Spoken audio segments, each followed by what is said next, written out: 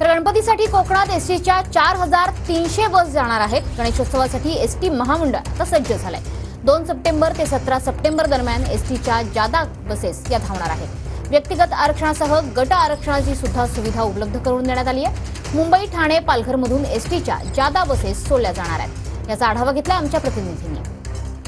गणेशोत्सवासाठी लाल परी या ठिकाणी सज्ज झालेली पाहायला मिळते आहे। कोकण आणि गणेशोत्सव यांचं एक वेगळं नातं आहे आणि त्याच पद्धतीनं चाकरमानी आणि एसटी यांचंही वेगळं नातं आहे आणि त्याच अनुषंगानं यावर्षीच्या गणेशोत्सवासाठी एसटी महामंडळ जे आहे ते सज्ज झालेलं आहे। गणपतीसाठी कोकणात यावेळेला 4300 बसेस या ठिकाणी सोडल्या जाणार आहेत। 2 सप्टेंबरपासून 17 सप्टेंबरपर्यंत एसटीच्या जादा गाड्या या धावणार आहेत। व्यक्तिगत आरक्षणाबरोबर गट आरक्षणाची सुद्धा व्यवस्था एसटी महामंडळाने या ठिकाणी केलेली पाहायला मिळते। मुंबई, ठाणे, पालघर अशा विभागातून या जादा बस सोडल्या जाणार आहेत। गेल्या वर्षी 3500 बस या ठिकाणी जादा ज्या आहेत त्या गणपतीसाठी सोडण्यात आलेल्या होत्या। मात्र यावर्षी 800 बस म्हणजेच एकूण 4300 बस या अतिरिक्त सोडल्या जाणार आहेत। आरक्षणाची सुविधा सुद्धा एसटी महामंडळानं या ठिकाणी केलेली पाहायला मिळते।